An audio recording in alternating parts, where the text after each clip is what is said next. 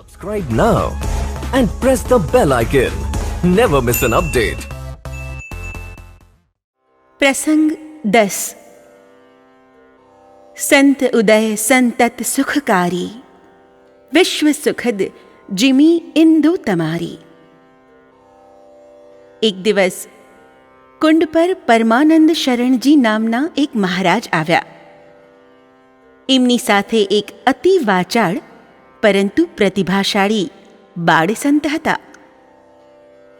એ બાળસંતને પૂજ્ય શ્રી પ્રત્યે તીવ્ર આકર્ષણ થયું અને તેમના પર સ્નેહ પણ થયો.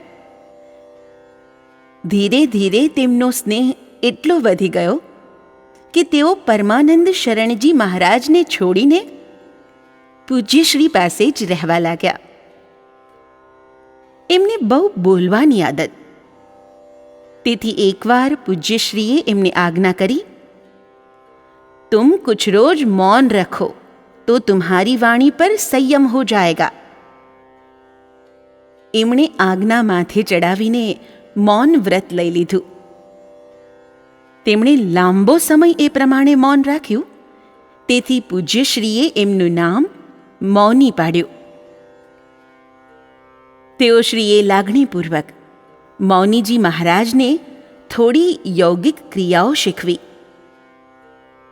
પૂજ્યશ્રીના આશીર્વાદથી એમને સાધનમાં સારી સફળતા પણ મળી. આમ છતાં ગમે તે કારણસર, પરંતુ પાછળથી તેઓ શ્રી ગુરુદેવને સંતોષ આપી શક્યા નહીં. એમના પછી સીતારામ દાસજી નામના એક અન્ય સંત શ્રી ચરણોમાં આવ્યા. પૂજ્યશ્રીએ એમને તીવ્ર જિજ્ઞાસુ અને યોગ્ય સમજીને અપનાવ્યા અને વિરક્ત દીક્ષા આપ્યા બાદ સાધન માર્ગ એમને માટે સરળ બનાવી આપ્યો. સીતારામ દાસજી મહારાજ પૂજ્યશ્રીએ બતાવેલી ક્રિયાઓ દ્વારા કુંડ પર રહીને ભજન કરવા લાગ્યા. પરંતુ ત્યાંના જળવાયુ તેમને અનુકૂળ ન પડતા એમને આખે શરીરે ફોડલા નીકળી પડ્યા. આ જોઈને પૂજ્યશ્રીએ એમને આજ્ઞા કરી, तुम्हारी प्रकृति को उत्तराखंड अनुकूल पड़ेगा. तुम ठंडे प्रदेश में चले जाओ और वहां रहकर साधन भजन करो. આજ્ઞા થતાં સીતારામ દાસજી મહારાજ ઉત્તરાખંડમાં ચાલ્યા ગયા.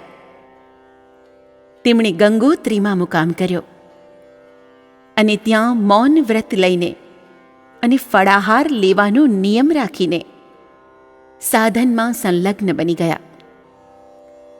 ગંગોત્રીમાં આજે તેઓ અનન્ય સંત સેવી હસમુખા મહાત્મા તરીકે જાણીતા છે.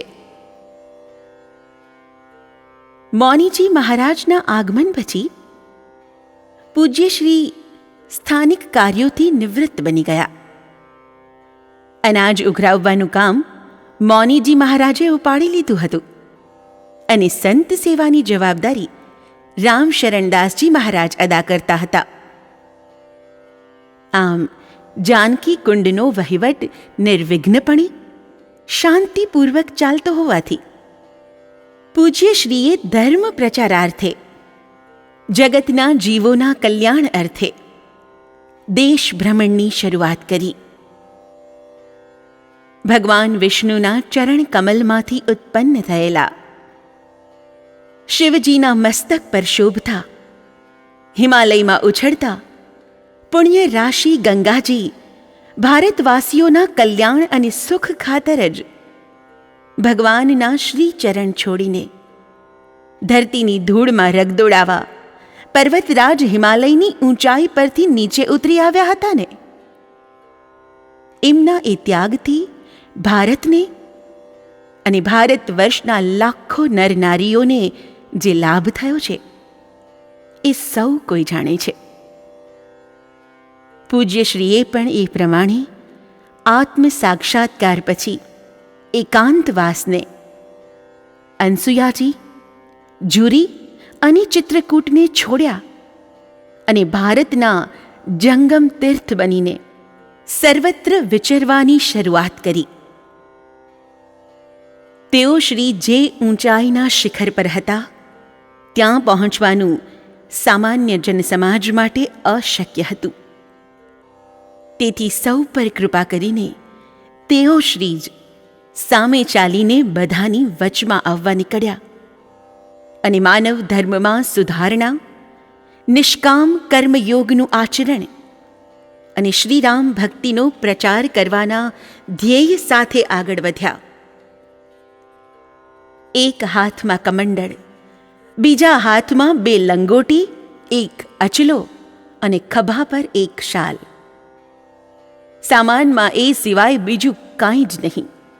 બધે ચાલીને જ જવાનું. એટલે રેલવેના પાટા પર સીધે રસ્તે ચાલ્યા જાય. ન કોઈને રસ્તો પૂછે કે ન કોઈનો સંગાથ શોધે.